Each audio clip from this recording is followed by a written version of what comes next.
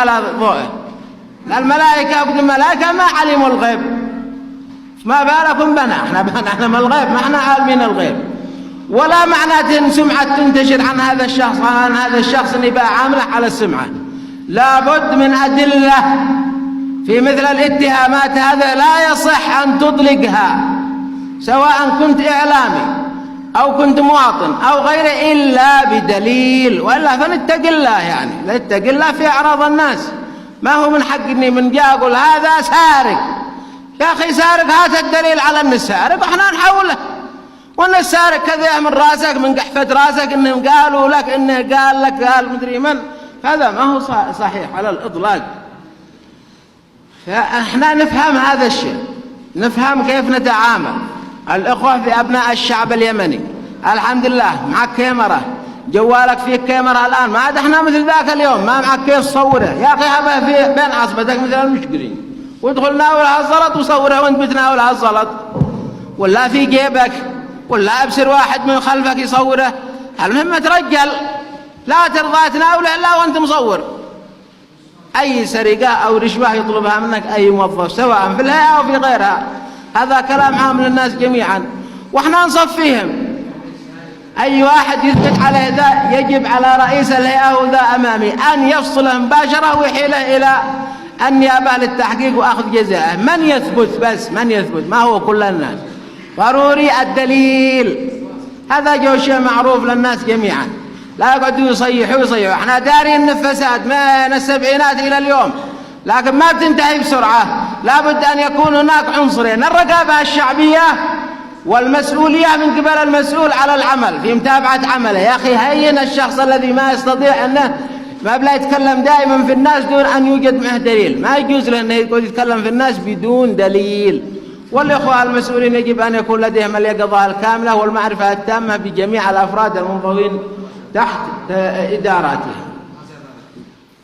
احنا نتمنى من الأخ نائب رئيس الوزراء أن يلغوا جميع الحوافز في كل الجهات، لأنها بتسبب فقط حساسية، وأن تصرف الحوافز جزء من المرتبات. ما عاد مستحي يا أخي، لأن المدير العام مرتب محدد، الفئة ألف معها مرتب محدد، والفئة باء معها فئة محدد، وهذا جيم محدد، وأن تصرف له وفق ما لديك من أموال توزع على حسب الفئات. هنا ما عاد حساسية، ما عاد أحد قال لك هبيت أنت ذي 25,000 ولا 250,000 وذي ما هبيت إلا 10,000 وهذا فعلت أنت لك كذا. لا، يكون لدينا عدالة، والعدالة تأتي من الضبط، من المعيارية. جمعنا معيار مضبوط، المعيار المضبوط راتب، اصرف له ربع الراتب، نص الراتب. الحافز ذي بتديه لا تديه حافز، سلمه راتب، سلمه راتب، سواء قال نص راتب، ربع راتب، ثلث راتب، وخمس راتب، كم ما وقع. لكن اما انك تقسمها حوافز، بعض الجهات سواء الإيرادية أو غيرها توزع حوافز، هذه الحوافز لا تغني عن الناس شيء، إنما توجد الحساسيات. وأنا تحدثت ذاك اليوم عند الأخ وزير الشهيد الله يرحمه حسن زيد، وإحنا في وزارة الشباب والرياضة التقينا وقلنا لهم لا تصرفوا من الصندوق حوافز، ما هو نافع تصرف حوافز، اصرفوا الحافز من الراتب. لأن المدير العام إذا استلم مثلا 100,000 دي من مرتبه، ما عاد قايل الذي تحته ليش أنا ما صرفت إلا 20,000، لأنه وفقا للتقسيم بحسب المرتبات، حسب المرتبات. وهذا قال نص راتب وقع نص راتبه 100,000، وهذا وقع نص راتبه 20,000، ما أفعل. هذا هي الأجور حقك. لكن أما أنه ذا يجي له 100,000 حافز وهذا يجي له 20,000 حافز، هذا ما يجوز، ولا هي عدالة من مرة، ولا هي عدالة. وإحنا نريد أن نكون عدول في الفتات الموجود هو الفتات الآن، فيكون العدالة تتوزع بحسب الرواتب وفئات الفئات الموجودة والترتيب داخل المعيار الرواتب والأجور. أنا أتمنى من هذه الورشة أن تكونوا استوعبتوا كل الملاحظات. التقصير الكبير والشامل هو في توعية الشعب بكيف يفهم الإجراءات الجديدة.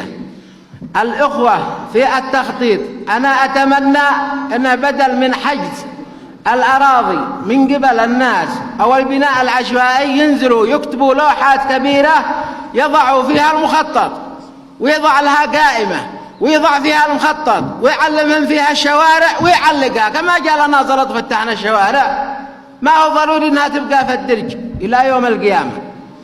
نزلها علقها، قل هذا المربع خاص بالعماير السكنية العمودية، هذا خاصة بالفلل، هذا خاصة بالمخازن، مخازن الشركات، هذا منطقة صناعية، هذا منطقة زراعية، يحدها من الكيلو رقم كذا إلى الكيلو رقم كذا، وهب لك بنر ونزلها في بنر، ما انت في حاجة انك تكتبها بحجار. كان في ايام سباب يكتبوا لوحات فالحجر وينقشوها اليمنيين، معركة كاملة وسطرها بخط المسند، هذا محوى ملوى.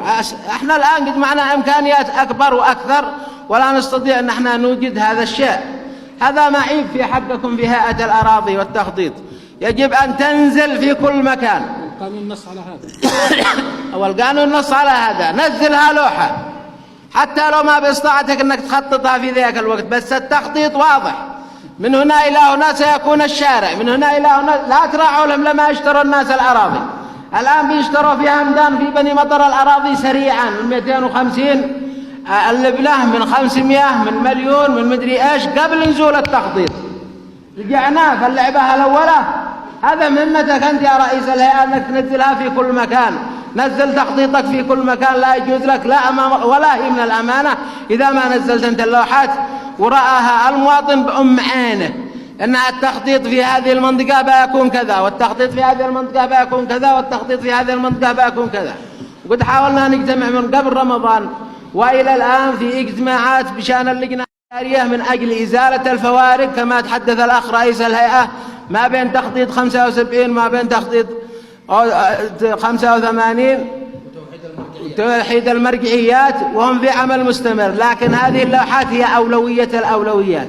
نزلوا لوحات يا أخي، نزل في عطان، نزل في اسم هذيك الصباحة، نزل في حزيز، نزل لك في بني مطر، نزل في همدان، نزل في سنحان، في أرحب، في كل مكان نزل لوحاتك. معك جوجل الحين، بأسبر تخططه وانت جالس وتقول من هنا سيمر الشارع الفلاني إلى مكان كذا، ومن هنا سيكون التقاطع كذا بكذا، وهذا المربع هو خاص بكذا، وهذا المربع خاص بكذا.